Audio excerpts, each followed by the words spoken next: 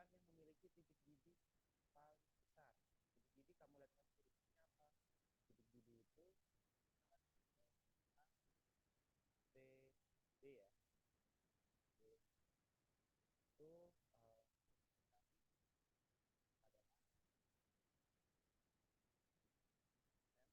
adalah M kali D kali I. Oke, saat ini dulu nih.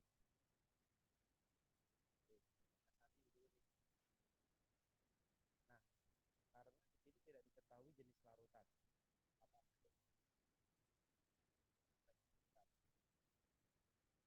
Kemudian karena di sini adalah larutannya sama, maka kita kita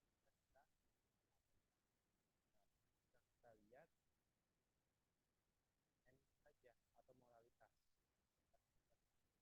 GR per 1000 per gram pelan. Berarti kan di sini kan yang diketahui mol. GR itu kan sama dengan mol per GR.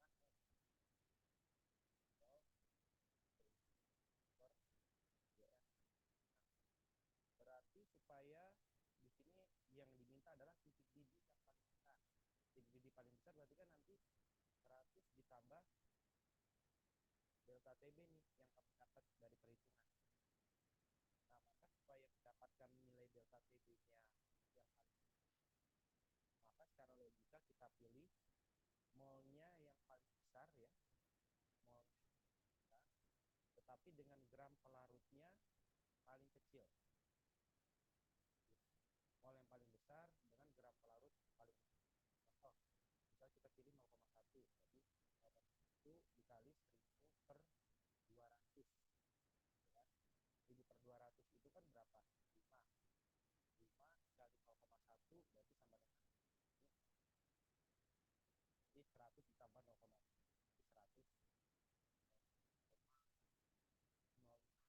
100 100,5. Sedangkan yang kedua 0,2 kali 5 nanti 2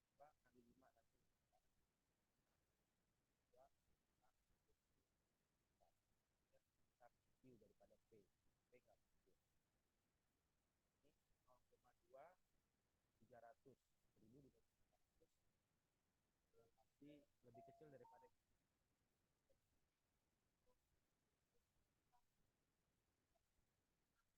pasti lebih kecil daripada kemudian ini 0,3 ini 1000 dibagi 200 sama dengan 5 5 kali 0,3 sama dengan 1,5. Berarti ini besar ya.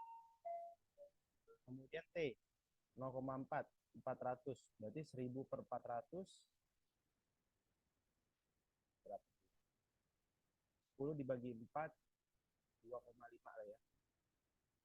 2,5 kali 0,4 sama dengan 0, masih masih besar yang S. Berarti jawabannya adalah yang nomor 3 dilarutkan 100 gram urea MR60 dalam 72 menit pada suhu 25 derajat. Pertanyaan, maka tekanan uap larutan. Oke. Tekanan uap larutan kita harus lihat lagi rumusnya apa. Tekanan uap larutan itu adalah P ya. Sehingga P itu rumusnya sama dengan P derajat XP dikali yang diketahui apa di sini? Yang diketahui tekanan uap air. Tekanan uap air itu adalah P derajat. Oke, kita ketahui di sini urea adalah larutan ya. Kemudian air adalah pelarut. Berarti urea itu di sini memiliki gramnya sama dengan 120, MR-nya 60, sedangkan air gramnya sama dengan 72, MR-nya sama dengan 18. Langsung kita masukin ke rumus ini, XP itu adalah NP per NP ditambah NT. Mol pelarut per mol pelarut tambah mol pelarut dikali P derajat. P derajatnya langsung kita ganti saja dengan 12. Oke, ini bisa kita cari juga. N urea ya. N urea itu berarti NT pelarut. Berarti GR per ml 120 per 60 sama dengan 2. Kemudian ini N pelarut sama dengan 72 per 18 sama dengan 4. Langsung saja kita tulis, berarti pelarutnya itu adalah 4, NP-nya 4 per 4 ditambah 2 dikali 12 sama dengan 4 per 6 kali 12. Coret-coret 2, hasilnya sama dengan 8. Itu ya caranya. Lanjut ke nomor 4. 120 gram NaOH padat NR40 dilarutkan dalam 500 gram air. Larutan NaOH yang terbentuk akan mendidih. Oke. Berarti kalau akan mendidih, itu yang dipertanyaannya adalah TB ya. TB larutan. Artinya titik didih larutan. Nah, untuk mencari TB larutan, berarti kamu harus mencari delta TB dulu. Ya. M dikali KB dikali I. Perlu kamu ketahui di sini ada NaOH. NaOH ini adalah elektrolit, berarti I-nya sama dengan 2. Karena dia elektrolit kuat. M-nya itu sama dengan GR per MR. Per MR kali 1000 per GR pelarut dikali KB dikali I. GR-nya berapa? GR zat yang terlarutnya adalah 120 gram per 40 dikali 1000 per 500 gram air. KB-nya adalah 0,5, I-nya adalah 2. Coret-coret 1, coret 2, ini 120 per 40 berarti 3. 3 kali 2 kali 1 berarti sama dengan 6 delta TB. Nah, udah dapat delta TB 6 berarti tinggal kita cari TB-nya. TB larutan itu sama dengan TB derajat ditambah delta TB, hasil perhitungan kita tadi. Karena di sini menggunakan air, berarti titik didih air adalah 100 ditambah 6 sama dengan 106 derajat Celcius. Itu ya. Itu jawaban nomor 4. Kita lanjut ke nomor 5. Jika larutan A membeku pada suhu min 3,6 derajat Celcius, maka larutan A tersebut akan mendidih pada suhu Oke. Di sini diketahui TF larutan. Pertanyaannya akan mendidih pada, berarti pertanyaan adalah TB larutan. Oke. Di sini kita harus mencari hubungan, yaitu hubungannya adalah karena dia menggunakan dalam satu pelarut, yaitu pelarut air. Nah, kalau dia menggunakan pelarut air, berarti titik bekunya dan titik didihnya itu kita mengikuti titik didih dan titik beku air. Oke, berarti kita tulis dulu ya. TF larutannya kan sama dengan minus 3,6. Berarti TF derajatnya sama dengan 0 derajat Celcius. Berarti delta TF-nya itu sama dengan 0 minus 3,6. Berarti 3,6 derajat Celcius. Nah, dari delta TF ini kita bisa mencari delta TF sama dengan M dikali KB kali I. Karena I-nya tidak diketahui, kita tidak usah tulis. Sorry, ini kali KF ya. Itu sama dengan delta TF-nya bisa kita ganti jadi 3,6 sama dengan M-nya itu yang mau kita cari, kemudian KF-nya itu 1,8. Dapat nih nilai M. Berarti 2 ya. Nah, dapat M2 berarti kita bisa mencari delta TB sama dengan M dikali KB. Ya. M-nya itu 2, ya kan? Karena kenapa sama? Karena menggunakan pelarut air yang sama. KB-nya 0,5 berarti 1. Berarti TB-nya sama dengan 100 ditambah 1 sama dengan 101 derajat Celcius. Oke.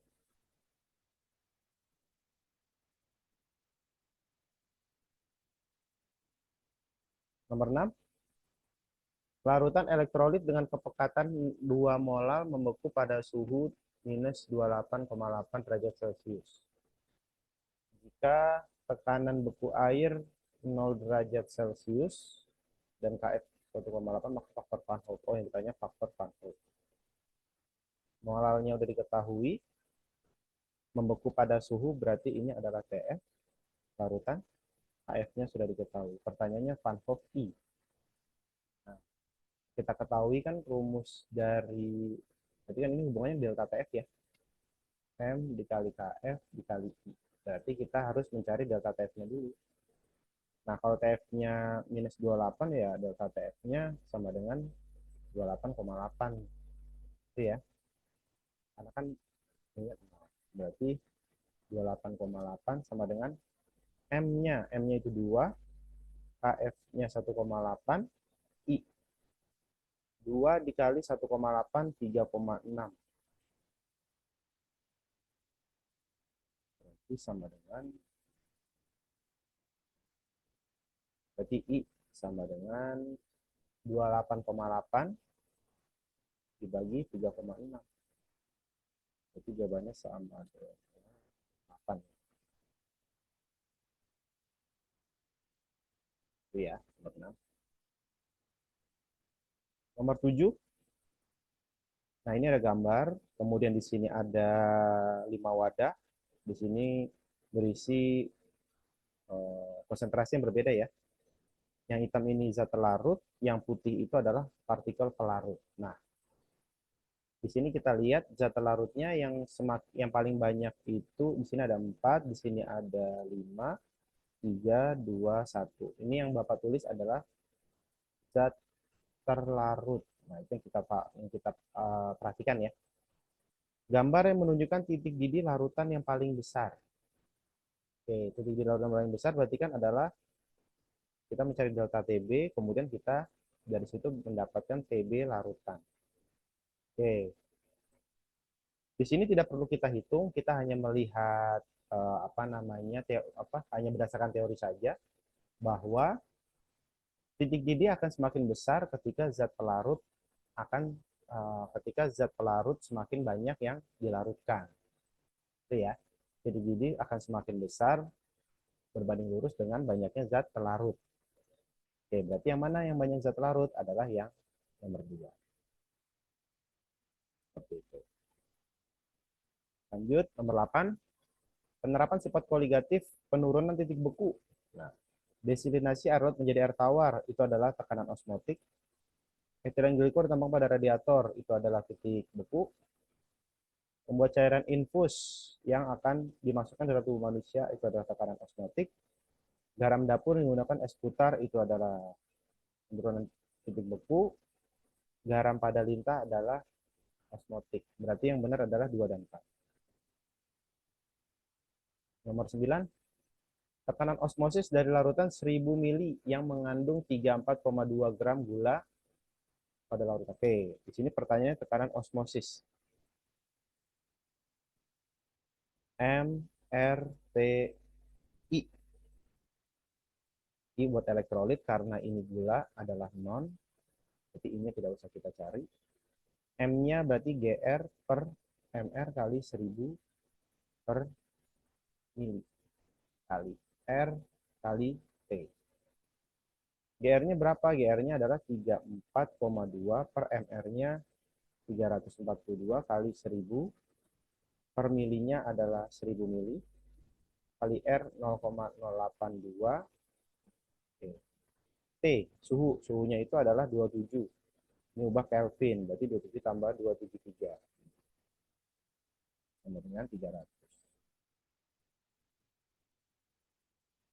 Sama dengan coret 0,1 coret 0,1 berarti tinggal 30 kali 0,082 atau 3 dikali 0,82. 3 kali 8 2,4.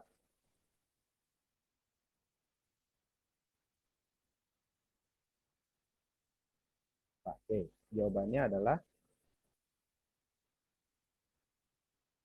0,82 dikali 3.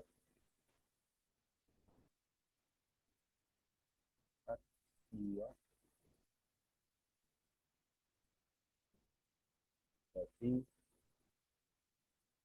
Siapa salah hitung ya. Oke. Nanti sambil kalian coba hitung ya. Caranya sudah seperti ini. Karena kita mengejar untuk soal yang lainnya. Nomor 10 dan 11 melihat tabel ini.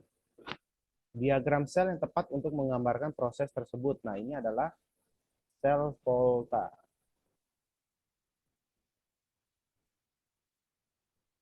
Di sini kita lihat minus 0,76, CU-nya 0,34. Berarti yang ini oksidasi, yang ini reduksi. Diagram sel, kalau diagram sel berarti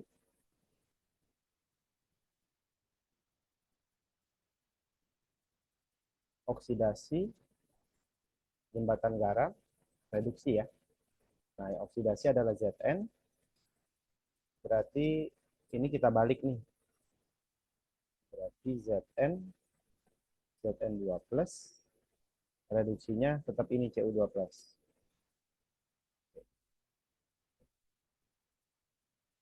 Oke. Ya.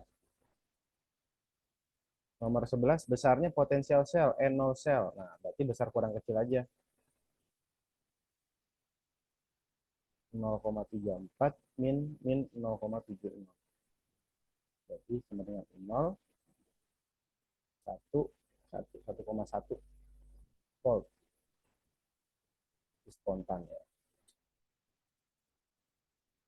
Diketahui potensial standar N0 dari berbagai setengah reaksi sebagai berikut. Di antara reaksi berikut ini mana yang berlangsung tidak spontan? Nah, ini sering banget ini ya. Kalau berlangsung tidak spontan berarti yang diminta adalah yang hasilnya negatif. Pokoknya ini kan reduksi kurang oksidasi ya. Ini kan reduksi dikurang oksidasi. Nah, yang reduksi ini sebelah kanan semua nih. Berarti kanan kurang kiri hasilnya negatif. Contoh, Cu2 plus 1,77 dikurang Fe2 plus. Oh, ini Fe3 plus sama. Maksudnya salah ketik ya. Ini hasilnya masih positif, bukan. Ni. Ni dikurang Fe berarti 0,55 kurang 0,44 masih positif. Fe 0,44 dikurang Cu 1,7 ini pasti negatif. Nah, tidak spontan. Nomor 13, pada proses elektrolisis larutan magnesium klorida dengan elektroda karbon, zat yang terjadi pada anoda. Pertanyaannya pada anoda. Yang di elektrolisis adalah NgCl2. Dipecah menjadi Mg2 plus sama 2Cl min. Mg2 plus itu nanti pada katoda, Cl min itu pada anoda. Oke, berarti di sini, oke. Berarti kita fokus saja pada anodanya ya. Kita lihat Cl min ini adalah ion sisa asam. Berarti kalau ion sisa asam, yang dioksidasi adalah si Cl minnya.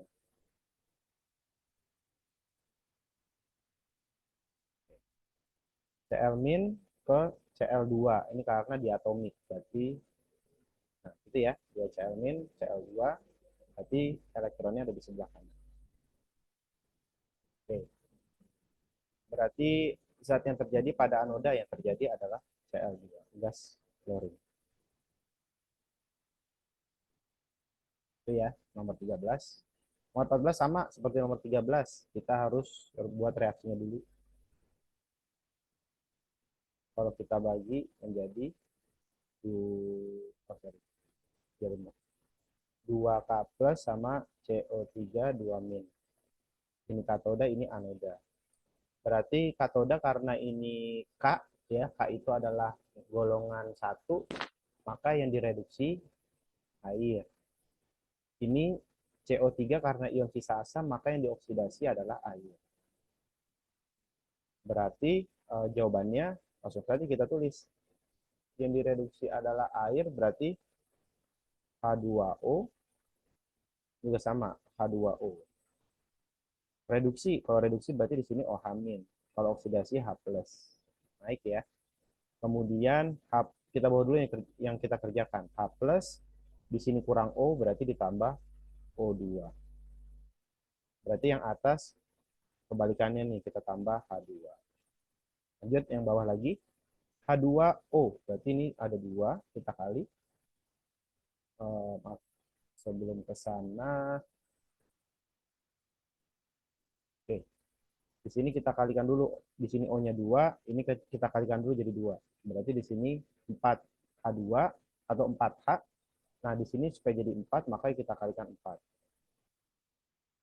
4H+. Oke. Kemudian ditambah elektronnya di mana? Ditambah di sini elektronnya. Oke, supaya sama. 0 plus 4, 0 min 4. Oke, ya. Nah, yang atas OH2, H2. Nah, di sini hanya ada 3, kanan, yang kiri ada 2. Berarti kita kalikan 2. Di sini kita kali 2 juga. Ya, udah sama ya. Tinggal di sini kita tambah 2. Oke. Nah, sebelum kita jumlahkan, maka elektronnya harus kita samakan dulu. Berarti kita kalikan 2. Kita kalikan 2, berarti menjadi, saya tulis sini aja ya, 4 H2O ditambah 4P menjadi 4OH- ditambah 2H2.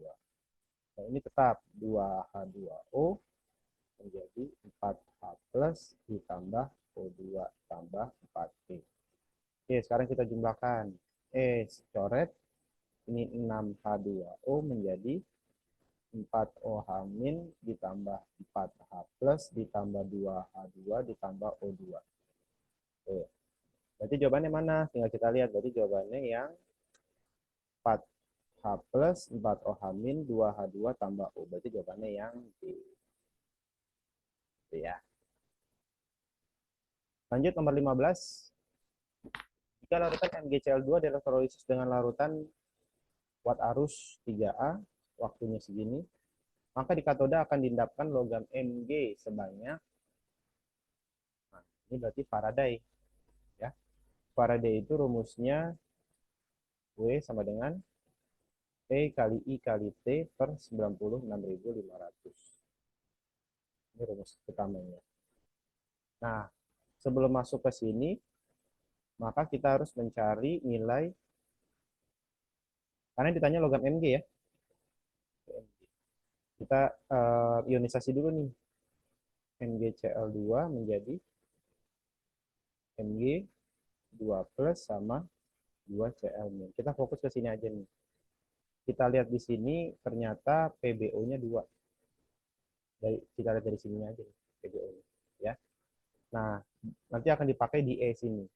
E itu kan adalah AR per PbO dikali I dikali T per 96.500. AR per PbO, AR-nya itu adalah 24, per PbO-nya itu 2, I-nya itu adalah 3, T-nya itu 9650 per 96.500. Coret, coret, 10, coret 12, 12 kali 3, 36, 36 per 10, 3,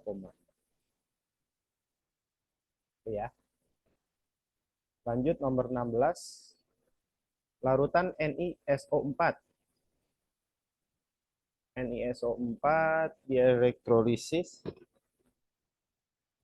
dengan memberikan muatan listrik 9650 coulomb. Endapan nikel di katoda. Oke, ya udah, ini hampir sama. Ini pakai Faraday juga ya. Kita lanjut. Nanti nomor 16 ini coba kamu cari caranya dengan hampir sama seperti nomor 15, tapi I sama T-nya ini diganti dengan kolom. Gitu ya. Yang dicari Ni. Nah, nanti NiSO4 saya bantu aja dengan pemecahan ininya, unsurnya Ni 2 plus sama SO4 min 2. Kenapa ada 2? Kan ini, SO4 kan muatannya selalu minus 2. Nah, di sini tidak terlihat muatannya, berarti Ni juga 2 plus. Oke, lanjut nomor 17. Gugus fungsi ether, aldehid, dan ester. Ether itu adalah O, aldehid adalah CHO, ester adalah COO. Jadi jawabannya D. Ya, Bapak flashback sedikit ya, cara mengingat gugus fungsi, alkohol, dan ether. Kemudian pasangan kedua, alkanal atau aldehid dan alkanol. Yang ketiga, asam karbosilat dan ester. Kita ingat ininya aja ya. OH, ether itu O, kemudian ditambah C, jadi COH atau CHO, sama aja. Ini menjadi CO, kemudian ke bawah ditambah O, berarti COOH dan CO. Itu ya. Nama senyawa yang memenuhi tata nama IUPAC, berarti nama yang benar ini. Nama yang benar. Oke, kita ketahui kalau nama yang benar berarti sesuai dengan nama ini ya. 3 butanol. 1, 2, 3, 4. Butanol kan, butana kan 4. Berarti dia ada di nomor ketiga. Ini OH-nya. Nah, kalau di sini kan salah ya. Mestinya kan 1, 2. Mestinya 2 butanol. Berarti tidak memenuhi IUPAC. Yang ketiga juga sama, 3 butanol tidak memenuhi IUPAC. Yang C, 1,2 di propanol. 1,2 di propanol. Di propanol berarti propana, C-nya 3. OH, OH. Ini namanya bukan 1,2 di propanol, tapi 1,2 propadiol. Artinya alkoholnya ada 2 di nomor 1 dan 2. Berarti 3. Yang D, etoksimetana. Etoksimetana itu berarti kan ada ether ya. CH3, CH2, CH3. Ini etoksi. Ini metana. Nah, ini salah ya. Harusnya yang kecil, yang lebih pendek itu menjadi alkoksi. Nah, harusnya dia namanya metoksimetana. Jadi yang pasti benar adalah yang E. Lanjut nomor 19. Nama senyawa ini. Oke. Kita fokus di sini ya. Cuman di sini ada CH3 2 kali. Berarti itu artinya CH3, saya tulis ulang dulu, CH,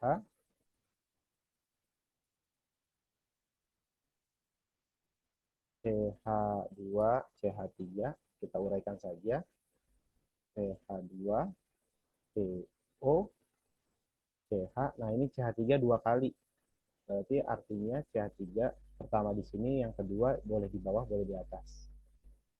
Ya, karena yang di tengah-tengah itu cuma CH2, kalau tangannya 3, CH, kalau tangannya 4 jadi C. Rantai utama mana? Rantai utama yang dilalui gugus fungsi, dan terpanjang, berarti ke bawah. Penomoran dari gugus fungsi 1, 2, 3, 4, 5, 6, 7. Berarti namanya adalah 2,5 di metil 3 heptanon.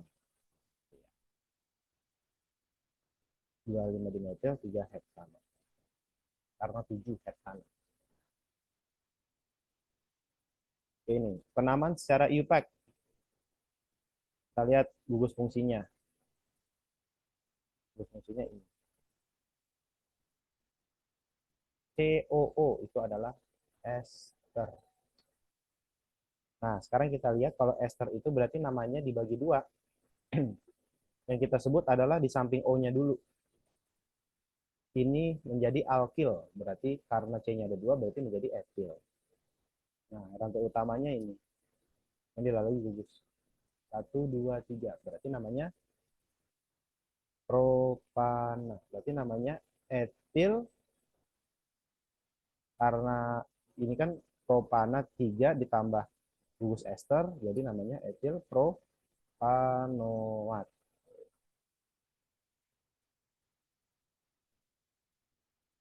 B.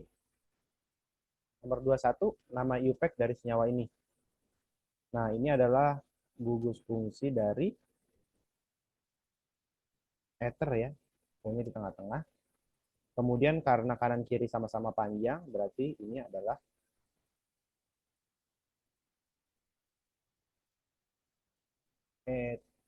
apa alkoksi ya. Berarti alkoksi berarti etana ditambah oksi, jadi etoksi. Etoksi etana.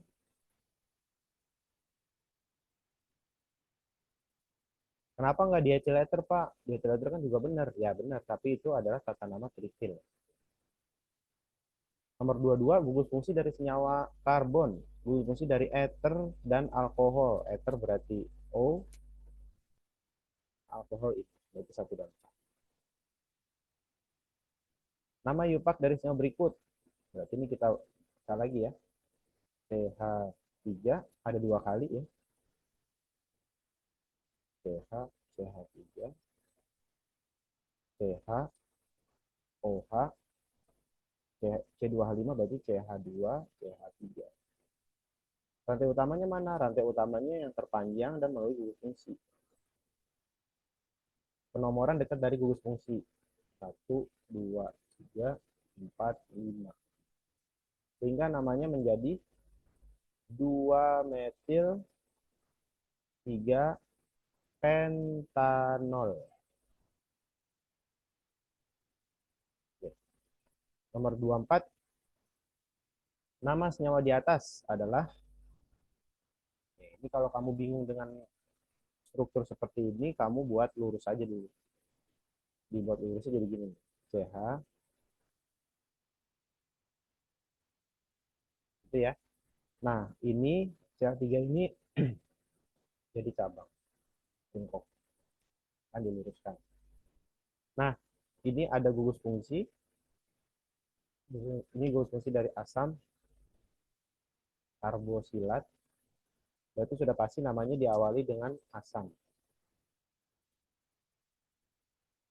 Ya. Nah, sekarang rantai utamanya ada berapa? Kita hitung. 1, 2, 3, ada 3. Berarti asam 2 metil 1, 2, 3. Propanoat.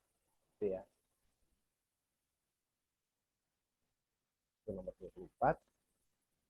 Oke. Nah, itu sudah selesai ya. Jadi untuk kisi-kisinya. Jadi Bapak harap besok kalian sudah siap, bisa kalian pelajari dengan maksimal untuk latihan soalnya. Semoga besok mendapatkan hasil yang baik. Terima kasih. Assalamualaikum warahmatullahi wabarakatuh.